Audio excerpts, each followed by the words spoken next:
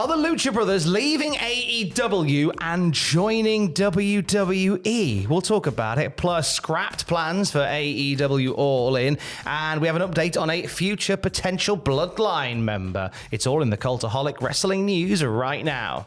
Big news regarding one of AEW's top doubles. The Lucha Brothers could be away, Adam. Looks that way. According to multiple reports that have circulated over the last few hours, they are expected to be leaving AEW. Wrestle purists saying, according to multiple AEW sources, the Lucha Bros are expected to leave AEW when their contracts expire this year. Some sources speculated that they were heading to WWE. Some claimed it was a formality. They were originally planned for an AEW World Titles trio match at Wembley, but plans have now changed. We'll talk about that a little bit more very, very shortly. Brian Alvarez of the Wrestling Observer Radio confirming the internal belief within AEW is that both Penta and Rey Fenix will be leaving the company for WWE when their contracts expire. Now, it was reported by Lucha Libre Online back in June that Penta's deal was coming up around now, and Fightful Select reported soon after that Rey Fenix deal was also coming up around the same time. They've been part of AEW since the inception. They were on the first Double or Nothing, fighting the Young Bucks. They've won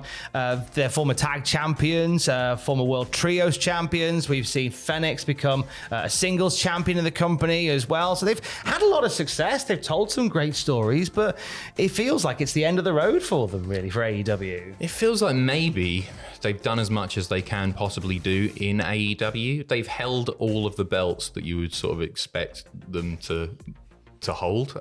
What else is there to do? The reports all stated about a month ago when it came up that Penta his contract was expiring.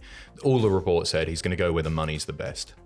And if WWE wants him, they'll obviously pay well. And it wouldn't surprise me at all if they turned up in WWE. I think their gimmick would get over really, really big, especially Penta. I've said this about 50,000 times. I think Penta's got like the coolest look in wrestling. I think really it's so marketable.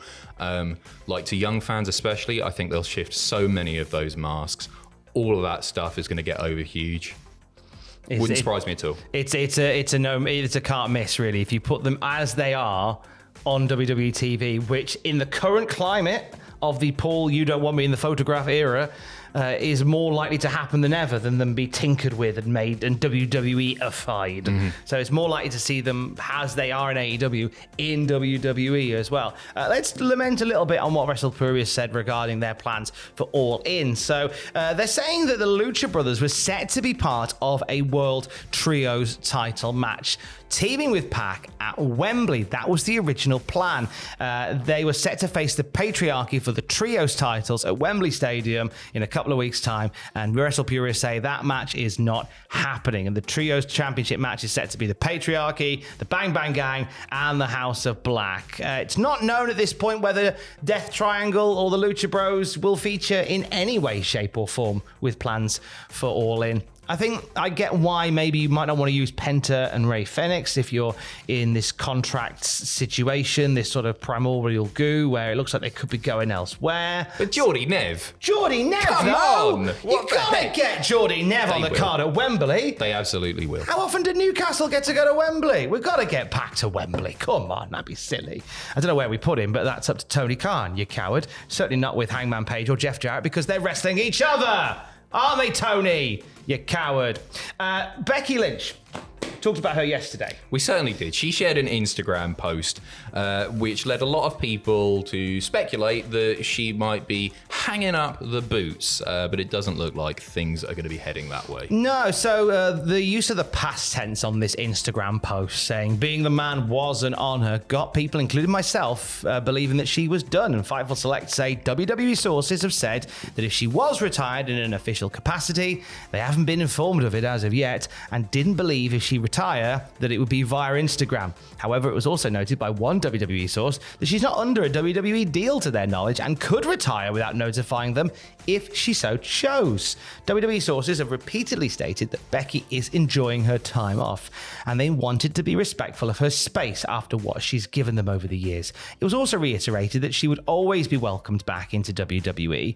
At the time her contract expired, she was planning on simply taking time off. WWE and Lynch both believed that in the kit at the time, and when the time was right, it was believed that she would be back in the fold. So I don't think this is a retirement. No, of course it's not.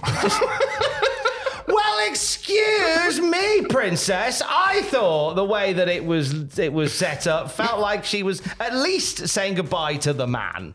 Yeah. No, you thought she was retiring. And I thought she was retiring.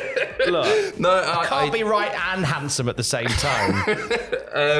I can't imagine her going anywhere but WWE. Obviously, she's not in a deal at the moment, but like WWE, very much her home, and I don't think she would have just left the company and then like thought, no, I'm not gonna do it anymore. I think she'll come back on a part-time schedule, and I think she's more than earned that. We talked about this yesterday. It's easy to forget how long Becky Lynch has been there at this point. She has been in WWE and WWE system for an awful long time, and she totally deserves it. She deserves the part-time treatment, right? Because she's still so over. She's a made woman, isn't she? She's such a draw. She can come back and she can do the big premium live events. I'd be happy with her working, even if it's just like 3 months a year. If that's what she fancies doing, I really think she's earned it, and I think she's awesome, and good for her. I'm glad that she's looking at other ventures as well, that she's looking at like doing films. She's got the book out that sold incredibly well. She's a star, and that star is now sort of transcending professional wrestling, and lots of people know Rebecca Quinn's name. Good for her. When do we put her in the Hall of Fame?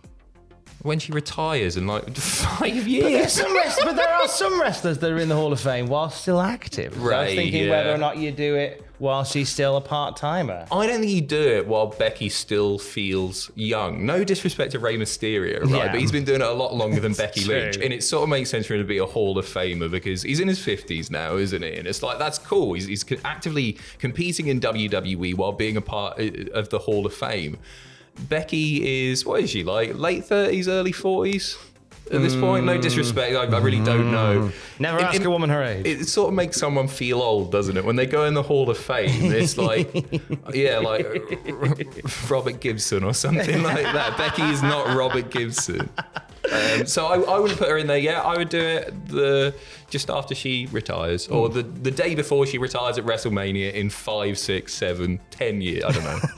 It's a long way off. Okay, so rumor killer, Becky's not retiring. Let's get a rumor killer on a future Bloodline member before we go. Yes, Zilla Fatu, son of Umaga, and another in, of course, the Anoa'i family tree, was at SummerSlam on Saturday. Got a lot of people talking. He missed GCW's New Jersey show on the Sunday, and that led to a lot of discussions that maybe he could be signed to a WWE deal already because he wasn't able to do that show. Fightful Select with a bit of an update on this. Zilla Fatu ends up having travel delays and cancellations that wouldn't put him at the show on time. We're told WWE naturally has their eyes on him, but he is still expected for GCW shows. So it's a soon but not yet type situation, I think, for Zilla Fatu. He's very good. He is good. He's new, isn't he?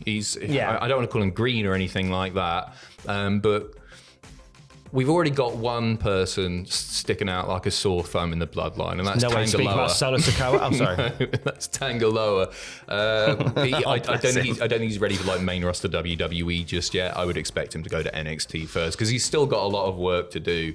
But yeah, again, like Tangaloa's in there and he's messing everything up. So maybe they will. I don't know. I love Tangaloa. He's funny, isn't he? He's hilarious. He's funny. Just give him everything, I just think he's brilliant, and I think he's making Matthew Gregg's life a lot easier as well. So thank you to Tangaloa.